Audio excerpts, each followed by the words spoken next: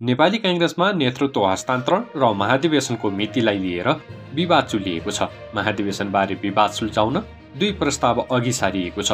Party केन्द्रीय कार्यालय सानेपामा बसिरहेको केन्द्रीय कार्य समितिको बैठकमा दुई प्रस्ताव पेश भएका हुन्। जेनजी आन्दोलनपछि दलहरूमाथि नेतृत्व हस्तान्तरणको दबाव बढेको अवस्थामा सभापति शेरबहादुर देउवाले कार्यकारी जिम्मेवारी उपसभापति पूर्णबहादुर खड्कालाई तोकेपछि कांग्रेसभित्र सङ्घर्षको नयाँ अध्याय सुरु भयो। केन्द्रीय कार्य समितिको बैठक स्थगित गरी सहमतिको प्रयास भयो, तर निकास पाउन सकेन। यस्तो अवस्थामा कांग्रेस कसरी अगाडि बढ्छ, कसको पक्षमा निर्णय आउला, प्रतीक्षित विषय बनेको छ। दलहरूभित्र युवा धारको रूपमा रहेका महामन्त्रीद्वय गगन थापा र विश्वप्रकाश शर्माले तत्काल महाधिवेशन गरेर नेतृत्व हस्तान्तरण गर्नुपर्नेमा जोड दिइरहेका छन्। उनीहरूले मङ्सिर वा पुसभित्र महाधिवेशन गरिसक्नुपर्ने माग उठाएका छन्। तर संस्थापन पक्ष र शीर्ष 7 भाइ नेताहरू भने फागुनमा हुने चुनावपछि मात्रै महाधिवेशन गर्ने पक्षमा छन्। यता करिब 54% महाधिवेशन प्रतिनिधिहरूले तत्काल विशेष महाधिवेशनको माग गर्दै कार्यवाहक सभापति खड्कालाई हस्ताक्षर बुझाइसकेका छन्। यता पार्टीका युवा नेताहरूले पनि केन्द्रीय कार्यालयमा तालाबन्दी गरेर चुनाव अघि नै महाधिवेशनमा जान नेतृत्वमाथि दबाव बढाएको थियो।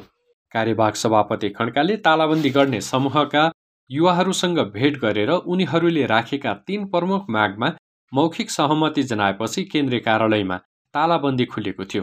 तालाबन्दी खोलिएपछि बसेको पार्टीको केन्द्रीय कार्य समितिको बैठकमा आगामी महाधिवेशनको मितिबारे 2 प्रस्ताव पेश भएका हुन्।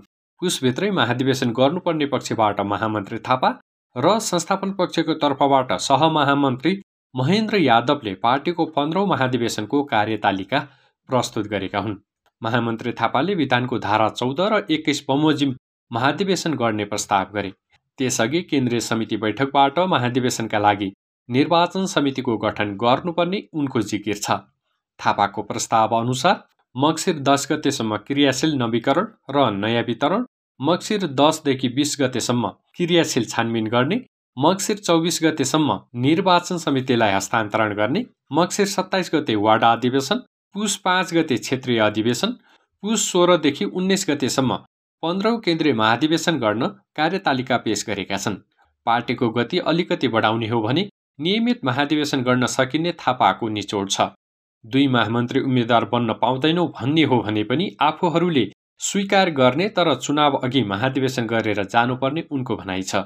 अहिले हिम्मत देखायो भने कांग्रेसले फेरि जनताको विश्वास जित्न सक्नेतर्फ जोड दिँदै यदि डरायो भने इतिहासले दुत्कार्ने उनको बुझाइ छ। त्यस्तै संस्थापन पक्षले वैशाखको अन्तिम साता महाधिवेशन गर्न प्रस्ताव गरेको छ।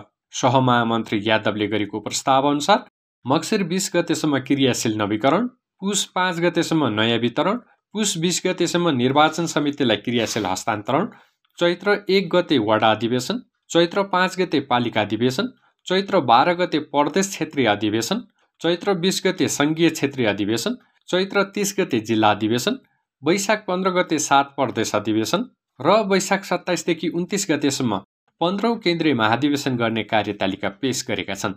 अहिले 2 कार्यतालिका आएपछि नेताहरूले आफ्नो धारणा राखिरहेका छन्। केन्द्रीय कार्य समितिमा संस्थापन पक्षको बाहुल्यता छ। आफ्नो कार्यतालिका बहुमतबाट पास गरेर महामन्त्री थापाको प्रस्तावलाई असफल बनाउने रणनीति अन्तर्गत संस्थापन पक्षले काउन्टर प्रस्ताव ल्याएको हो। अब हेर्न बाँकी छ केन्द्रीय कार्य समितिले कुन प्रस्तावलाई अनुमोदन गर्छ र कांग्रेसले आफ्नो आन्तरिक द्वन्द्वलाई कसरी व्यवस्थापन गर्छ।